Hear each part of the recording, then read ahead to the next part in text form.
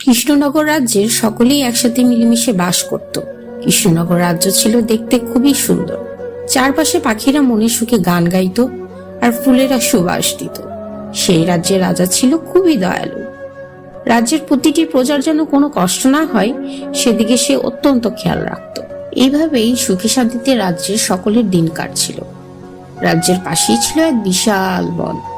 সেই বন পেরিয়ে লোকজনকে রাজ্য থেকে বাইরে ব্যবসা করতে যেতে হতো, আর সেই বন পার হয়ে রাজ্যে ফেরত আসতে হতো। সেই জঙ্গলের মধ্যে বাস করত এক টেকো শাকচুন্নি। একদিন গাছের ডালে বসে টেকো শাকচুন্নি চিন্তা করছে, এভাবে আর কয়দিন? শাকচুন্নি রাজ্যে আমি সবচেয়ে কুৎসিত শাকচুন্নি। যদি আমার মাথা টেকো না হতো তাহলে আমাকে আমার বাকি সখীরা এভাবে টেকো টেকো বলে মজা নিত না। কি করলে আমার মাথার চুল ফিরবে কিছুই বুঝতে পারছি না। এভাবেই টেকো শাকচুন্নি তার মাথায় চুল না থাকার জন্য খুব চিন্তা করত।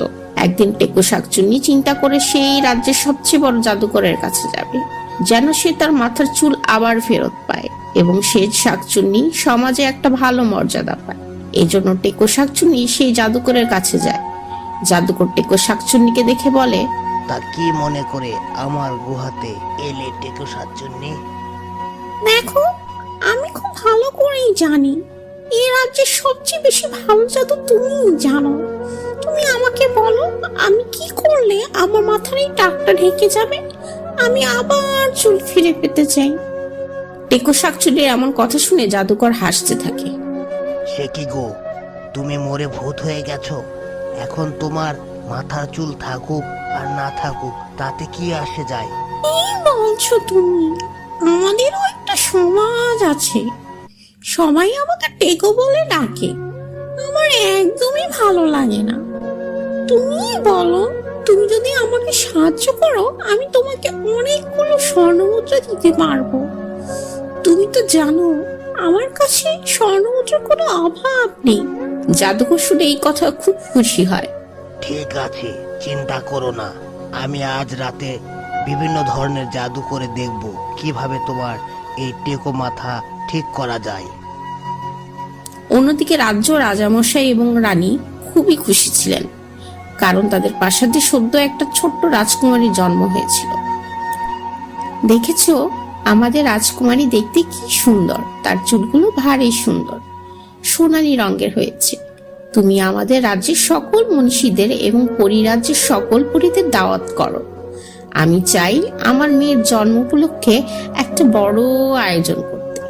ঠিক আছে, চিন্তা করো না, আমি 2-1 দিনের মধ্যেই পরিরাজ্যে খবর পাঠানোর ব্যবস্থা করছি। এই পূর্ণিমাতে সকল পরী এবং মহিষীরা আমাদের মেয়েদের আশীর্বাদ দিয়ে যাবেন, যেন আমাদের রাজকন্যা রূপে গুণে সর্বগুণে সম্পন্ন হয়। এভাবেই রাজা তার প্রথম সন্তান রাজকন্যার জন্মের খুশিতে একটা বিরাট আয়োজনের ব্যবস্থা করতে থাকে। একদিন পর টেকো শাকচুন্নি আবারও সেই জাদুকরের গুহায় যায়।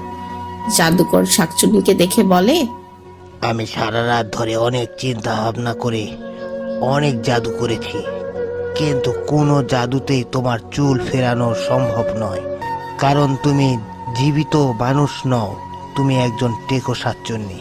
এই কথা শুনে টেকো শাকচুন্নি কিছুটা মন খারাপ করে এবং সে বলে, তুমি বলছো আমার মাথায় চুল ফিরবে না?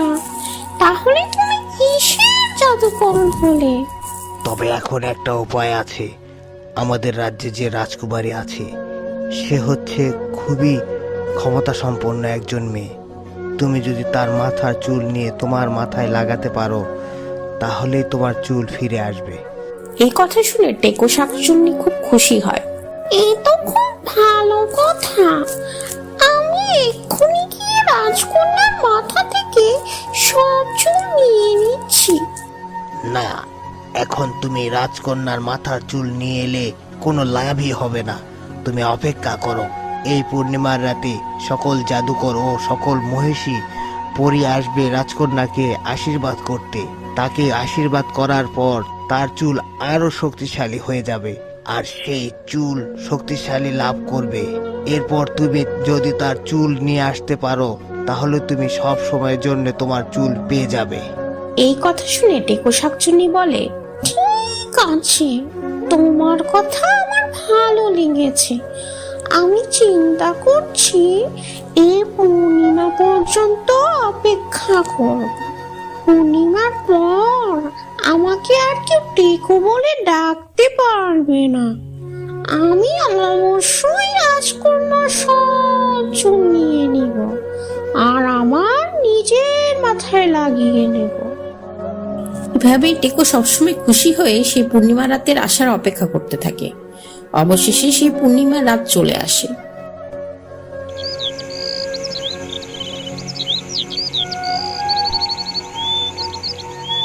পুরো রাজ্যকে আলোকিত করা হয় এবং রাজ্যের সকাল থেকেই বিভিন্ন মনীষীরা এবং পরিরাজ্যের পরীরা আসতে শুরু করে।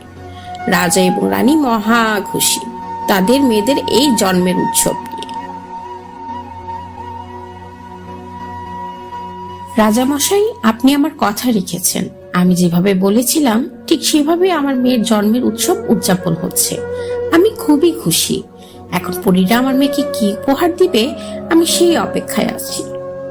তুমি চিন্তা করো না, আমাদের মেয়ে যেন ভালো হয় সেদিকে খেয়াল রেখেই পরীরা আশীর্বাদ করবে। অন্যদিকে রাজপ্রাসাদের বাইরে টেকো শাকচুন্নি গাছে গাছে ঘোরাঘুরি করছিল। আরে, এই কি হচ্ছে? এই কি হচ্ছে আমার সাথে? এই বাচ্চা একটা মেয়ের চুল ধরাতে আমি এত বড় একটা আঘাত কি করে পেলাম? আবারও টেকো শাকচুন্নি চেষ্টা করে। এবারও সে রাজকন্যা চুলে হাত দিতে গিয়ে কোনো কিছুই করতে পারে না, বরং সে নিজেই আহত হচ্ছিল। এটা দেখে শাকচুন্নি বুঝতে পারে তার মানে সে জাদুকর ঠিকই বলছিল, রাজকন্যা কোনো সাধারণ মেয়ে নয়, বরং অসাধারণ শক্তির মেয়ে। আমি কোনোভাবেই তার এই চুল দিতে পারবো না। আমাকে এভাবে সারা জীবন টেকো শাকচুন্নি হয়ে থাকতে হবে। আর কোনো উপায় না দেখে সে আবারও তার গাছে ফিরে যায় এবং জঙ্গলে সেভাবেই টেকো শাকচুন্নি হয়ে বসবাস করতে থাকে।